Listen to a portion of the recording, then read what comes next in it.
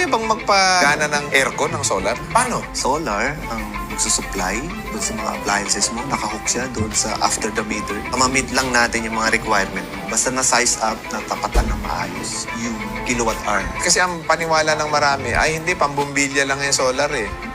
Kasi sobrang gaganda na ng mga equipment ngayon. Unlike, balik tayo 2014, 2015, hindi pa ganun kaganda yung technology ng solar. Pero ngayon, ang ganda na. Kapag, halimbawa, wala ka ngayon, no? Nandito ka. Sabihin, nag-generate yung system. Nagamit mo, walang mapuntahan na appliances. Tatawid yun kay Meralco. Bibili ni Meralco yun. Then, Matic yung binibili niya yun. automatic yun. Dapat lang is naka-apply sa net meter. So, magiging dalawa yung metro mo doon. Isang metro for the solar. And then yung existing na metro mo, pag na-approve ka na sa net metering, papalitan ni Meralco yon. Magiging bidirectional. Kapag kumukuha ka kay Meralco, abate ang ikot nun. Ngayon, kapag nagbebenta ka naman kay Meralco, paatras naman yung ikot nun. Umaatras ang metro?